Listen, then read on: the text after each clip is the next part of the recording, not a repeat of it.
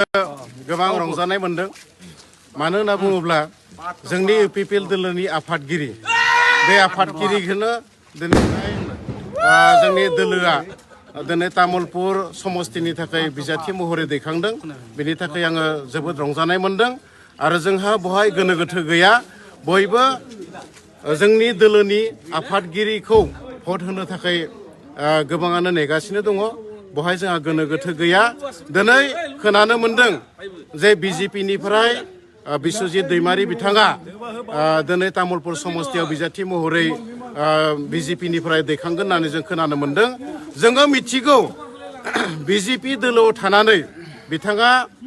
जा पानेरि समस्तियाव बिजाथि महरै दङमोन बिथाङा बे पानेरि समस्तिखौ नागारनानै दिनै तामुलपुर बायदियाव फैदों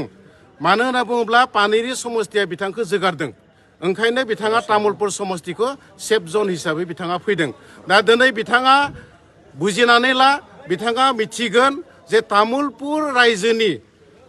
मानसिफोरा बिथांखौ बेसेबां मोजां मोनो जों मिथिगौ थांनाय बाबेनलांनाय समाव बिथाङा बहाय जा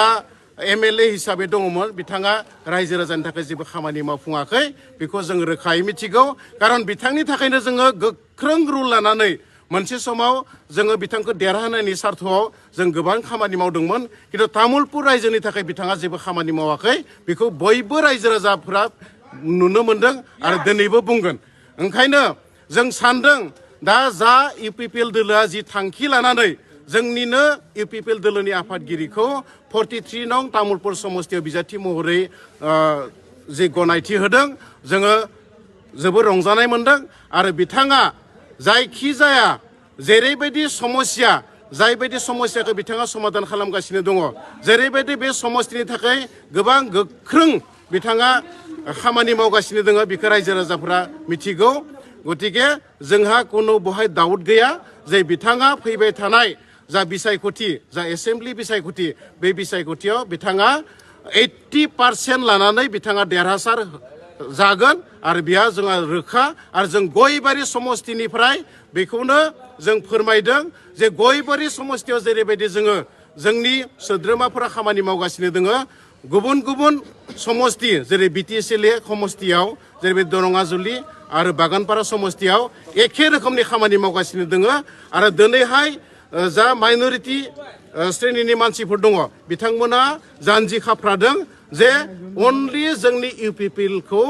इउपिपिएलनि बिजाथिखौ भट होनानै बिथांमोना देरहासार होगोन जोङो बेरायगासिनो दङ बिथांमोना रोखायै बुंदों जोंहा कुनु दाउट गैया गुबुन गुबुन हारि जिमानखिनि दङ जोंहा 26टा जाति जनगोष्ठीनि थाखाय बिथाङा जेरैबायदि खामानि मावनायनि थाखाय जा थिरांथा लादों बे जाफुंसारगोन आरो फैबाय थानाय समाव जोंनि